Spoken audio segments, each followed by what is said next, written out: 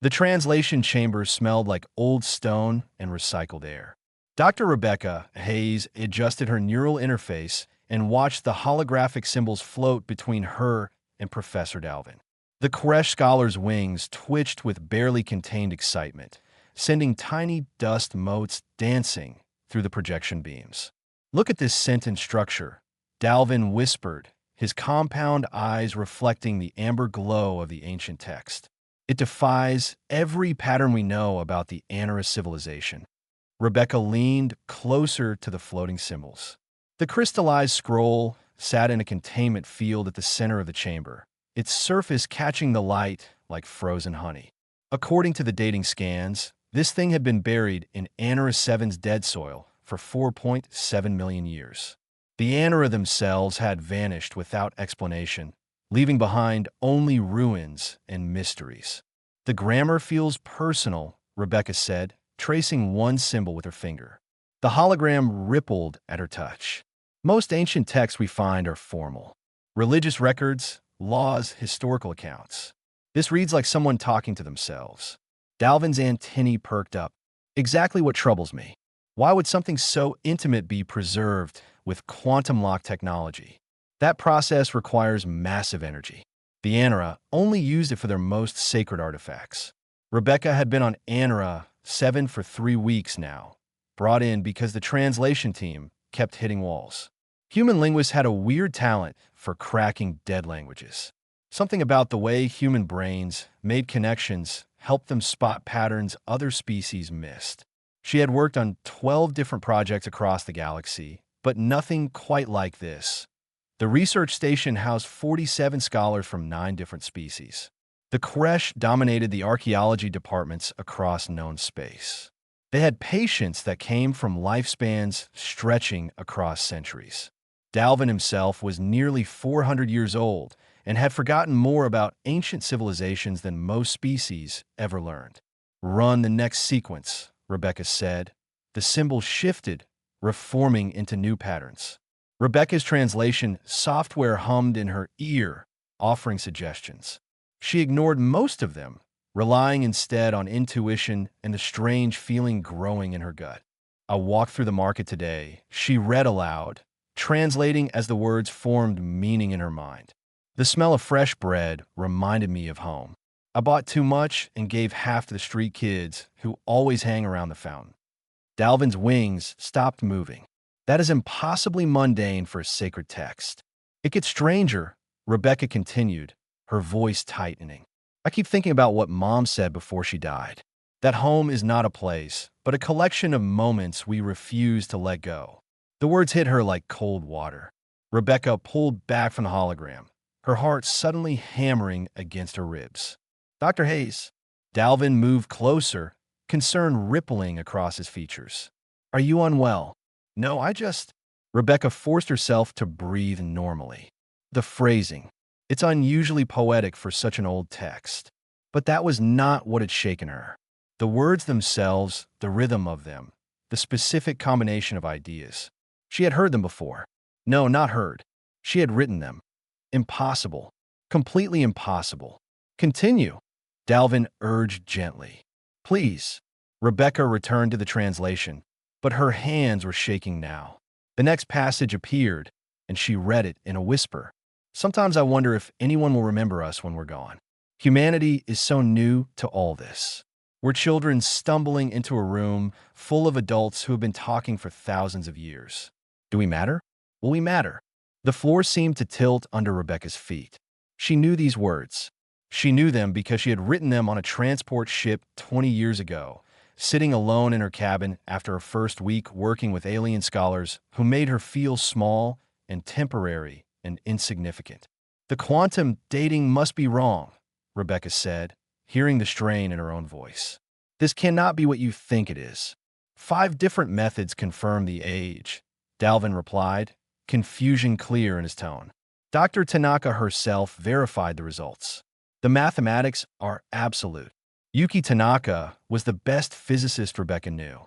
If Yuki said something was 4.7 million years old, it was 4.7 million years old. "Show me the next section," Rebecca demanded. Right now, the symbols reformed. Rebecca's translation software caught up, offering its interpretation. But she did not need it. She already knew what it would say. Today I stood at the observation window for 3 hours and watched the stars. Each one represents possibilities we will never see. Each one holds worlds we will never touch. And yet we reach anyway, because reaching is what makes us human. Rebecca's vision blurred. Those exact words, that exact sentiment. Written in her diary on April 7th, 2247, the day her mother died back on Earth while Rebecca was 3 solar systems away studying xenolinguistics on a Koresh library world. "I need to see the artifact," Rebecca said, her voice barely above a whisper. "Not the hologram. The actual physical scroll.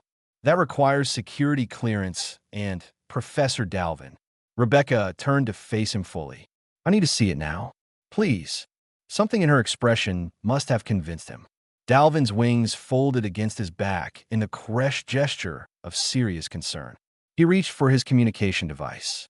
"Very well, but you must tell me what troubles you so deeply."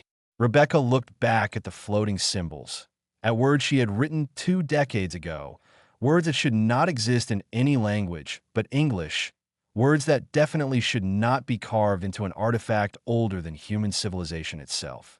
"I think," she said slowly, "that we need to stop this translation immediately. And then I need to tell you something that will sound completely insane." The hologram flickered between them, ancient and impossible, waiting. The secure examination chamber was 3 levels below the main research station, carved directly into Anarus 7's bedrock. Rebecca pressed her palm against the bioscanner and waited for the door to recognize her temporary clearance. Behind her, Professor Dalvin shifted his weight from foot to foot, a nervous habit she had noticed during their weeks working together. Commander Orin waited inside, his crystalline body refracting the chamber's harsh white lights into rainbow patterns across the walls. The Hellion security chief was built like a walking geode, all sharp angles and translucent surfaces that revealed the slow pulse of energy through his form. Professor Dalvin's request was most unusual, Orin said, his voice like wind chimes. "The artifact is stable, but we prefer minimal exposure." "I understand," Rebecca replied. "This will not take long." The scroll rested on a suspension platform in the chamber center, held in place by invisible force fields. Up close, it looked even more impossible. The material had once been organic, some kind of plant-based paper, but time and the quantum law preservation process had transformed it into something between crystal and amber. The writing itself appeared burned into the surface at a molecular level. Rebecca approached slowly, aware of both aliens watching her with concern. Through the transparent casing, she could see the flowing script, the careful lettering, the small smudge near the bottom of the visible section where the writer's hand had dragged through wet ink. Her hand. Her smudge. "Dr. Hayes." Dalvin's voice was gentle. "You promised an explanation." Rebecca took a deep breath. "Run the dating sequence again. I need to see the raw data." Orin's body flickered with what might have been annoyance, but he activated a holographic display. Numbers and charts bloomed in the air. Crystalline decay rate, quantum signature analysis, geological stratification of the dig site, radioactive isotope degradation. 5 completely independent methods, all converging on the same impossible answer point: 4,700,000 years, plus or minus 50,000. "The mathematics are sound," Orin stated. "I verified them personally." "I know," Rebecca said quietly. She reached out, stopping just short of touching the containment field. "Now I need you to run a different test. Compare the linguistic patterns in that scroll to my personal communication records. Everything I have written in the last 20 years. Dalvin's antennae went rigid with shock. "You cannot possibly suggest." "I am not suggesting anything. I'm telling you a fact." Rebecca turned to face them both. "That artifact is my diary. I wrote those words in 2247. I was 23 years old, working on my first xenolinguistics assignment, and my mother had just died. I kept a journal to process the grief. The silence in the chamber felt heavy enough to crush. "That is not possible," Orin said flatly. "Show him," Rebecca told Dalvin. Pull up the next 3 passages in the translation. I will tell you what they say before your software finishes decoding them. Dalvin hesitated, then activated his portable terminal. The symbols appeared in the air between them. Rebecca did not need to see them clearly. She remembered writing every word. The next entry talks about a conversation with a Koresh elder named Silmuth, Rebecca said, her voice steady despite the terror coursing through her. I asked him why his people spent so much time studying dead civilizations instead of building new things. He told me that memory is the only immortality any species ever achieves. I wrote that I hope humanity would be worth remembering. Dalvin's wings trembled as his software confirmed her words. The entry after that describes a meal I share with other students.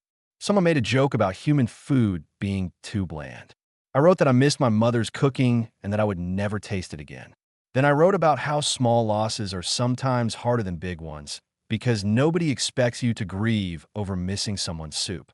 Dalvin's terminal chimed. Another perfect match. The third entry is shorter. Just one line. Rebecca's voice cracked slightly.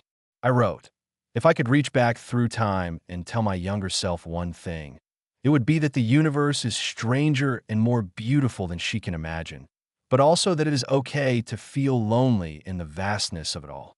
The translation software confirmed it word for word.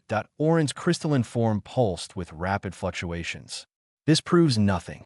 You could have seen the translation earlier, memorized it, then test it, Rebecca interrupted.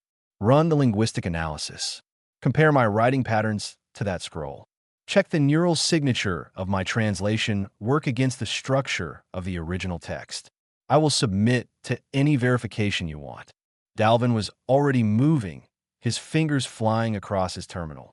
Years of archaeological training took over, pushing past the impossibility to focus on methodology. Within minutes, he had initiated a deep comparison protocol. The results appeared faster than Rebecca expected. Linguistic fingerprinting was one of the Koresh's most refined sciences. Every writer left traces in their work, patterns as unique as DNA. The holographic display showed 2 overlapping signatures. Identical. How? Dalvin whispered. I do not know, Rebecca admitted. She looked back at the scroll, at her own handwriting preserved in crystallized time. But I can prove it further. The diary is not complete. If you decode the rest, I can tell you exactly what comes next. Events I have not thought about in years. Private thoughts I never share with anyone. Orin stepped closer, his body rigid with tension. If what you claim is true, this represents a temporal anomaly of catastrophic proportions. Causality itself may be compromised. I know. We must report this immediately to know. Rebecca's voice was sharp. Not yet. First, we finish the translation. All of it. Because if my diary is here for a million years in the past, then there is a reason. And I think the answer is somewhere in those pages. Dalvin and Orin exchanged a long look, something passing between them that Rebecca could not read. Finally, Dalvin spoke. We will need Dr. Tanaka. Her expertise in temporal physics is essential. Agreed, Orin added, but no one else. This information cannot spread until we understand what we are dealing with. Rebecca nodded, but her eyes never left the scroll. Somewhere in those preserved pages was an explanation. It had to be, because the alternative was accepting that the universe made no sense at all, and she was not ready for that. Dr. Yuki Tanaka arrived within the hour, her dark hair pulled back in a messy knot and her eyes red from lack of sleep. She had been running calculations in the physics lab for 2 days straight, chasing some theoretical anomaly in the station's temporal sensors. Now she stood in the examination chamber, staring at Rebecca like she had grown a second head. Say that again, Yuki demanded. Slowly. That scroll is my diary from 20 years ago, Rebecca repeated, but is also 4.7 million years old. Both things are somehow true at the same time. Yuki walked around the containment field 3 times, her lips moving silently as she processed. Rebecca knew that look. Her friend was already building equations in her head, testing possibilities against the fundamental laws of physics. Temporal loops are theoretically possible, Yuki said finally. Closed time-like curves. but they require exotic matter, massive energy expenditure, and even then most physicists think the universe has built-in safeguards against them. And yet, Oren gestured to the scroll. Yuki pulled out her own terminal and started pulling up data. I need to see everything. The quantum signatures, the geological data, the linguistic analysis, all of it. While the others worked, Rebecca found herself remembering the year she had kept that diary. Fresh out of graduate school, barely old enough to drink legally in most human jurisdictions, and suddenly thrust into a galaxy that had been having conversations for millennia before humanity figured out fire. She had felt so small, so temporary. The diary had been her way of holding on to herself, of proving that her thoughts and feelings mattered even if the universe was indifferent to them. There is something else, Dalvin said quietly, moving to stand beside Rebecca. Our legends speak of echo travelers, beings who exist outside linear time, whose consciousness can touch multiple moments simultaneously. Koresh mythology. Oren's tone suggested skepticism. Every mythology contains fragments of truth, Dalvin replied, his wings rustling. The echo travelers were said to anchor reality itself, preventing time from collapsing into chaos. Most scholars dismissed it as religious allegory, but what if the old stories were describing something real? Yuki looked up from her terminal. The quantum signature of the artifact is wrong. I mean, it is consistent with 4 million years of age, but there is an additional energy pattern I have never seen before. It is like the artifact exists in multiple time frames at once. Superposition? Rebecca asked. No, superposition is about probability states. This is different. This is about the artifact being genuinely present in 2 different eras simultaneously. Yuki's hands moved rapidly across her screen. Wait, Rebecca, when exactly did you write this diary? April through August 2247. Why? Because the quantum signature is oscillating. It is not stable. The artifact is resonating with something, and if my calculations are right, Yuki's eyes went wide. It is resonating with you. Right now, your presence is amplifying the temporal anomaly. Rebecca felt a chill run down her spine. What does that mean? It means you're not just connected to this artifact. You're actively maintaining its existence across time. Yuki turned to face her fully. Human consciousness might work differently than we thought. Every species experiences time as a linear flow. We remember the past, experience the present, plan for the future. But what if human minds do something else? What if you do not just remember the past, but somehow anchor it into reality through the intensity of your recollection? That sounds impossible, Oren stated. So does a 4 million-year-old diary written by someone standing in this room? Yuki shot back. Rebecca, focus on a specific memory from when you wrote this. Something vivid. Rebecca closed her eyes and thought back to the night she wrote about her mother's soup. She had been in her cabin on the transport ship, curled up in the tiny bunk, and the artificial gravity had felt wrong. She remembered the weight of grief pressing on her chest, remembered writing the words with tears blurring her vision. The containment field around the scroll suddenly flared bright. Energy spike, Oren announced, his crystalline form pulsing in alarm. The temporal resonance just increased by 40%. Stop thinking about it, Yuki ordered. Rebecca opened her eyes and forced her mind to blank. The field's brightness dimmed back to normal levels. This is not possible, Rebecca whispered. It is happening anyway, Dalvin said gently. Dr. Tanaka, what are we dealing with? Yuki was typing furiously. A working theory. Human emotional memory is more powerful than we realized. When Rebecca wrote those diary entries, she was not just recording events. She was pouring intense emotion into them. Grief, loneliness, hope. That emotional energy might have created a kind of temporal anchor, a fixed point that exists across time, because she refuses to let those moments go. But why would it send the diary back millions of years? Oren demanded. Maybe it did not go back, Yuki said slowly. Maybe it has always been there, waiting. Time might not be as linear as we think. If consciousness can create anchors, And if human consciousness is particularly good at it, then Rebecca's diary exists in the past because it exists in her present. The two states are linked. Rebecca's hands were shaking. There has to be more. The diary is not complete. We have only translated about 40% of it. Dalvin nodded. The remaining text is more difficult. The preservation is less stable in the lower sections. But if your theory is correct, Dr. Tanaka, then the rest of the diary might contain information about how this happened. Or why. Then we keep translating, Rebecca said firmly. Carefully. But we need to know what else is in there. Yuki hesitated. Rebecca, if your emotional connection to these memories is what is maintaining the temporal loop, then translating more might strengthen the anomaly. We could be making things worse.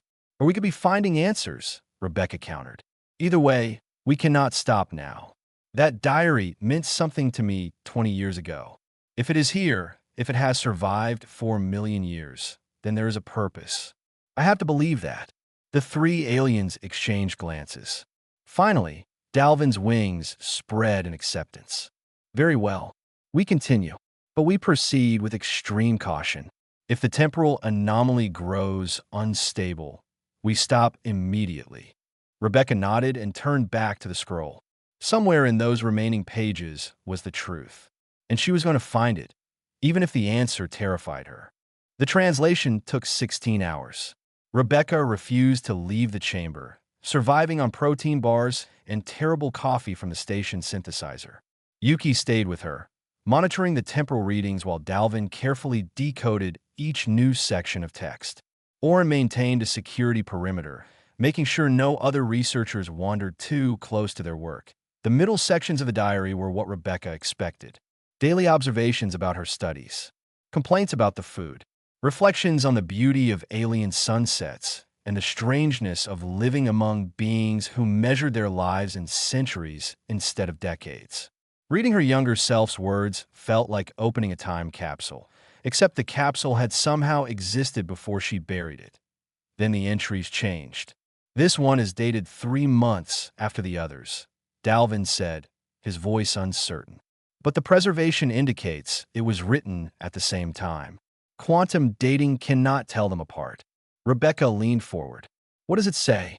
Dalvin's translation software worked through the symbols. When the words appeared, Rebecca's blood went cold.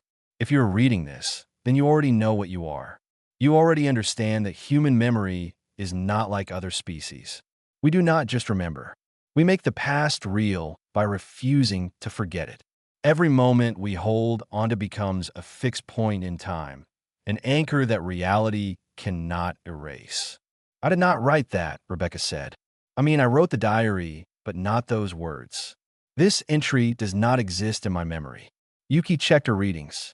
The quantum signature is different, more stable. This section is more firmly anchored in the past than the earlier entries. Keep going, Rebecca urged. Dalvin continued the translation. You are wondering why this matters. Why your diary has survived when entire civilizations have not. The answer is simpler than you think. The Anara did not die. They were erased, removed from the timeline completely, as if they never existed. Oren's crystalline body went rigid. That contradicts everything we know about temporal mechanics. You cannot erase something that already happened, unless, Yuki said slowly, something prevents the erasure. Something that anchors reality and says, this moment happened, and I will not let it go. The next passage appeared. Humans do not know what they are yet. You think you are just another species among thousands. Nothing special about you except your youth and inexperience. But you are wrong. Your greatest strength is not technology or intelligence. It is stubbornness. You remember everything. You carry every pain, every joy, every small moment forward with you.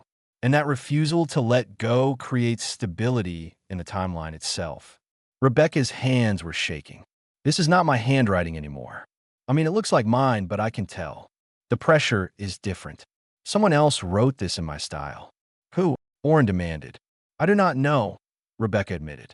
But they knew about temporal mechanics I have never studied. They knew about the Anara civilization being erased. How could I know that? Dalvin's antennae drooped with concern. There is more. The next entry contains coordinates. Numbers appeared in the holographic display. Yuki immediately started cross-referencing them against stellar databases. These coordinates point to a location in the Anara home system, Yuki reported. Specifically to a point in space approximately 1 million kilometers from where we are standing.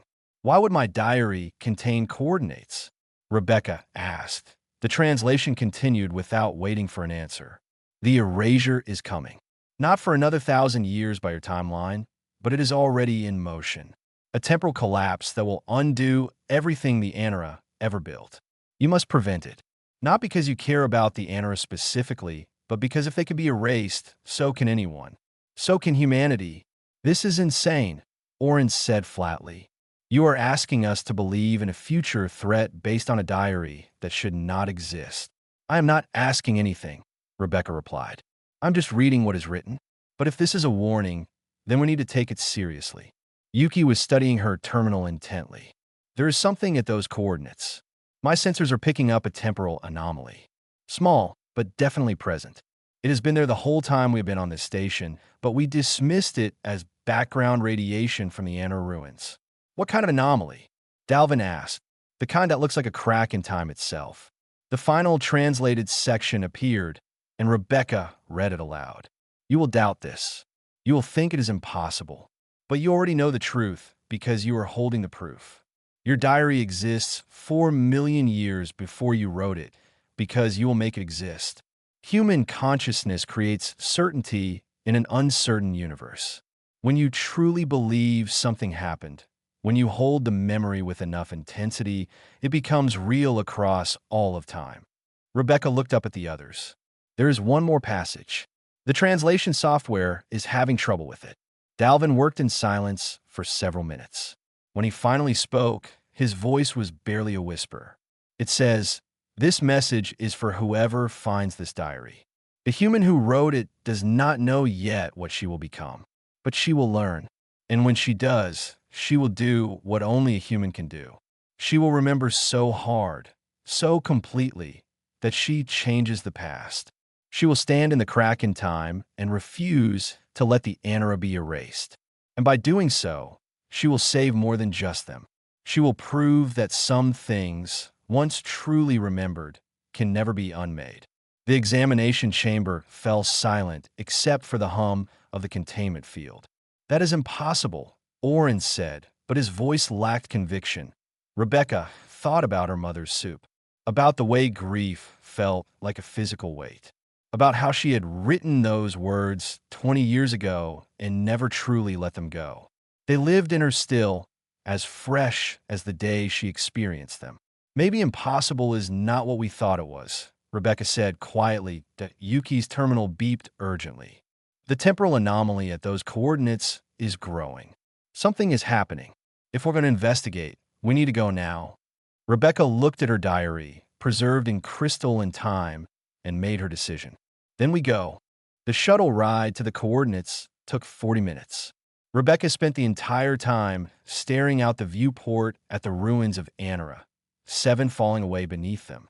The dead planet looked peaceful from orbit, its surface marked with the geometric patterns of ancient cities reclaimed by dust and time. "I need to report this," Oren said from the pilot's seat. His crystalline fingers danced across the controls with practiced efficiency. "The Galactic Council has protocols for temporal anomalies. And what will they do?" Yuki challenged from her position at the sensor station. "Send a committee? Form a study group? By the time they make a decision, whatever is happening at those coordinates might be over." "She is right," Dalvin added. The old Koresh scholar looked smaller somehow, hunched in his seat with his wings tucked tight against his body. "I have studied dead civilizations for 3 centuries. The Anara were here. They built cities. They created art. They had children who learned to write and adults who taught them. And then they were gone. Not destroyed. Gone. As if they never existed at all except for the ruins they left behind." Rebecca turned from the viewport. "What are you saying?" "I am saying that Rebecca's diary might be telling the truth. Something erased the Anara from history. But it could not erase the physical evidence of their existence because matter is harder to undo than memory. Except for humans. Dalvin's compound eyes reflected the shuttle's instrument lights. You do not forget. You do not move on. You carry everything forward with such intensity that it becomes permanent. Approaching the coordinates now, Orin announced. Sensors show significant temporal distortion. Reality itself is unstable in this area. Through the viewport, Rebecca saw it. A tear in space that looked wrong in a way her brain struggled to process. It was not a hole or a portal. It was more like a place where the universe had been crumpled up and never smoothed out properly. Colors that should not exist bled around its edges. Life support holding, Yuki reported, but the temporal readings are off the scale. Time is moving at different rates in different parts of the anomaly. Seconds here might be centuries there. Can we get closer? Rebecca asked. That would be extremely unwise, Orin replied. Do it anyway. The shuttle crept forward. Rebecca's stomach lurched as they entered the distortion field. Through the viewport, she could see fragments of reality overlapping. Anara, 7 as it was now, dead and empty. Anara, 7 as it had been, teeming with life and light. And between those two states, something else. A wrongness. A place where existence itself was being unmade. This is what erased them, Rebecca breathed. Something is reaching into the past and deleting the Anara from history. But what? Yuki's hands flew across her instruments. This is not natural. Someone or something is causing this. Dalvin leaned forward, his antennae quivering. The Versetti have theories about temporal predators, beings or forces that exist outside normal causality and feed on the past itself. Most scientists dismissed it as fringe theory. It is not fringe if it is happening in front of us, Orin said grimly. Rebecca felt something pulling at her mind. A sensation like memories trying to slip away. She grabbed onto them reflexively, holding tight to everything she knew was real. Her mother's soup, the diary, the day she first saw an alien sunrise. Every moment she refused to let go. The pull stopped. Did anyone else feel that? Rebecca asked. Feel what? Yuki looked confused. Something tried to make me forget. Just for a second. Dalvin's wings spread wide in alarm. The erasure. It is not just removing the Anara from history. It is removing the memory of them. And apparently, it cannot affect you the same way. Because I am human, Rebecca said slowly, understanding dawning. Because we do not let go. Yuki's terminal shrieked an urgent warning. The temporal rift is expanding. If it continues at this rate, it will swallow the entire Anara system within hours. And then what? Orin demanded. Then the Anara never existed. Every artifact, every ruin, every piece of evidence that they were real will be gone. The universe will rewrite itself around the gap they leave behind. Rebecca thought about her diary, crystallized and preserved, existing 4 million years in the past because she had written it with such emotion that reality itself could not undo it. An anchor point, a place where time said this happened and nothing can change it. I need to go closer, Rebecca said. Absolutely not, Orin snapped. The radiation alone would kill you in minutes. Then give me a suit. There has to be a way. Yuki turned in her seat to face Rebecca fully. Even if we could protect you physically, what exactly do you think you can do? Remember really hard at the rift until it goes away. Maybe, Rebecca said. The diary says I will stand in the crack in time and refuse to let the Anara be erased. That I will remember them so completely that they become permanent. That is insane, Orin stated. So is a diary that exists before it was written, Rebecca shot back. So is a rift in space that is deleting an entire species from history. We are past sane. We are in the territory where impossible things are happening whether we understand them or not. Dalvin rose from his seat, moving with the careful dignity of his great age. She is right, and I am coming with her. Professor, you cannot. I have studied the Anara my entire life, Dalvin interrupted Orin gently. I have walked through their ruins. I have translated their writings. I have learned their music and their mathematics. I remember them, Commander. Not with the intensity of a human, perhaps, but I remember them nonetheless. If Rebecca needs someone to anchor those memories with her, I will stand beside her. Yuki unbuckled her safety harness. Then I am coming too. Someone needs to monitor the temporal effects and make sure you both do not get erased along with the Anura. Oren's crystalline form pulsed with conflicting emotions. Finally, he spoke. This violates every safety protocol in my database. I know, Rebecca said. If you die, I will be held responsible. I know that too. Oren's body flashed bright for a moment, then dimmed. Then we all go. Because if you're going to do something this monumentally stupid, you will need someone to fly the shuttle back afterward. Rebecca felt something tight in her chest loosen slightly. She was not alone in this. Whatever happened next, she would face it with people who believed in her, or at least believed that the universe was strange enough that her plan might actually work. Thank you, she said quietly. Thank me after we survive, Oren replied, already adjusting their approach vector.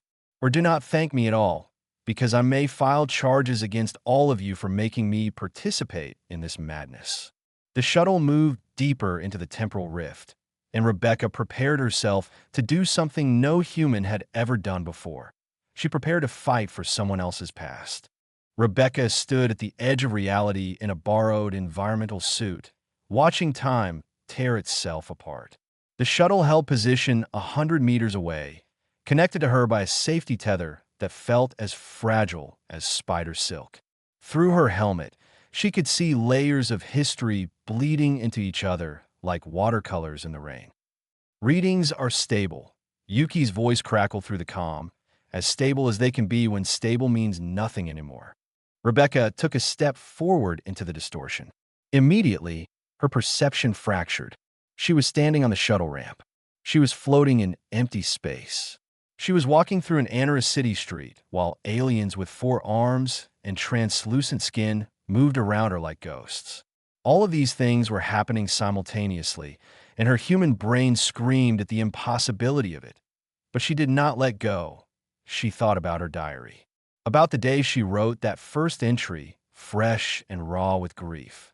She remembered her mother teaching her to cook, patient hands guiding hers through the motions of kneading bread. She remembered the smell of that kitchen, the afternoon light through the window, the feeling of being completely safe in a universe that suddenly seemed too large and uncaring. The temporal distortion shuddered. Something is happening, Dalvin reported from his position on the shuttle. The erasure rate is slowing. Rebecca pushed deeper into the rift. More memories flooded through her. Not just her own now. She could feel the echo of Anura memories bleeding through the cracks in time. A child learning to write. An artist carving symbols into stone. 2 lovers watching their son set together. Millions of small moments that added up to a civilization. They had been real. They had laughed and argued and built things. They had hoped their descendants would remember them. And then something had decided they should never have existed at all. No, Rebecca said aloud. The word felt inadequate, but it was all she had. No, you do not get to erase them. The rift pulsed with what felt like hunger. Rebecca understood now. This was not a natural phenomenon. This was something alive and conscious, something that fed on the past itself. It consumed history, erased it from existence, and left nothing but void behind. But it had never encountered a human before. Rebecca dug into her memories with everything she had. Every moment from the diary, every word she had written, but also every moment she had spent studying the Anura over the past 3 weeks. She remembered the architecture of their cities, the grammar of their language, the mathematical elegance of their astronomical calculations. She had only known them through their ruins, but she had known them, and she refused to let them go. Rebecca, your vital signs are spiking, Yuki warned. You need to pull back. Not yet, Rebecca gasped. The effort of maintaining so many memories simultaneously felt like trying to hold water in cupped hands. It kept wanting to slip away, but she gripped tighter. She remembered Dalvin's words about the Echo Travelers, about beings who existed across time. She thought about her diary existing for a million years before she wrote it, about how human stubbornness could apparently create certainty where none should exist. What if the diary was not just a warning? What if it was instructions, Rebecca stopped fighting the temporal distortion and let it wash over her. Instead of resisting the sensation of being in multiple times at once, she embraced it. She thought about her past self writing the diary, her present self standing in this rift, and her future self, the one who had added those extra entries, the one who had known this moment was coming. All three versions of her existed simultaneously. All three were equally real. And if she could exist across time, then so could the Anara. Rebecca focused on every memory of the Anara she possessed, the ruins she had walked through, the translated texts, the artifacts and museums. She thought about Dalvin's 3 centuries of research, about every scholar who had ever studied this civilization, about every tourist who had ever visited their monuments and wondered about the people who built them. Millions of beings across the galaxy knew the Anara had existed. They had seen the evidence. They had learned the history. And that collective memory was stronger than any force trying to erase it. The temporal rift convulsed. Rebecca felt something give way, like a dam breaking. The erasure was not just failing. It was reversing. Time was being rewritten, but not the way the Predator wanted. The Anara were being restored, pulled back into existence by the sheer weight of everyone who remembered them. The anomaly is collapsing, Orin shouted. Rebecca, get back to the shuttle now. But Rebecca could not move yet. She could feel the moment crystallizing around her. This was why her diary had existed in the past. This moment had always been part of the timeline. Her younger self had written those words, and they had echoed backward through time because this moment had needed them to exist. The loop was closing. She thought one more time about her mother's soup, about grief and love and the stubborn human refusal to forget anything that mattered. And then she let go. The tether yanked her backward as the temporal rift collapsed in on itself. She tumbled through space and time, catching fragmented glimpses of Anara history being restored moment by moment. And then strong, crystalline hands caught her and pulled her into the shuttle. Seal the door, Orin commanded. Get us out of here. The shuttle pulled away as the last of the distortion folded into nothingness. Through the viewport, Rebecca could see Anara 7 below them. Still dead, still ruined, but somehow different, more real, more permanent. It worked, Dalvin whispered, his voice full of wonder. The temporal signature has stabilized. The Anara are anchored into the timeline now. They cannot be erased. Rebecca pulled off her helmet with shaking hands.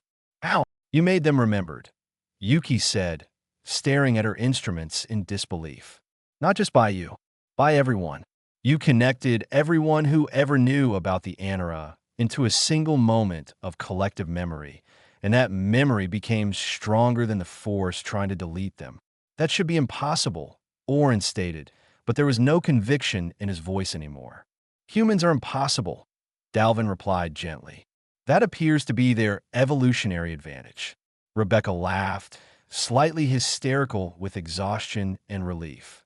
So what now? Now, Yuki said, we go back to the station and write the most insane report in the history of galactic science. And then I expect every major university in known space will want to study human consciousness until they understand how you just did what you did. And the diary. Rebecca asked that Dalvin's wings rustled. The diary stays exactly where it is. 4.7 million years in the past and present simultaneously. A reminder that some things, once truly remembered, can never be unmade. The shuttle turned toward the research station, leaving the coordinates behind. But Rebecca knew she would never really leave this moment. It would stay with her, another memory that she would carry forward with the same stubborn intensity that had saved an entire civilization from being erased. Later, after the reports and the questions and the scientific inquiries, Rebecca returned to the examination chamber one last time. Her diary sat in its containment field, exactly as she had left it. But now she understood what it was. Not just a record of her past, a promise to the future. She pulled out her personal tablet and began writing a new entry. Words about standing in a crack in time, about refusing to let the past be erased, about how humanity's greatest strength was not technology or intelligence, but the simple, stubborn fact that they remembered everything and refused to let go. When she finished, She saved the file and looked at the ancient scroll one more time. Somewhere across the vast distance of 4 million years, her younger self was writing the words that would one day save a civilization. And both moments were equally real. Both would last forever. Because she had remembered them.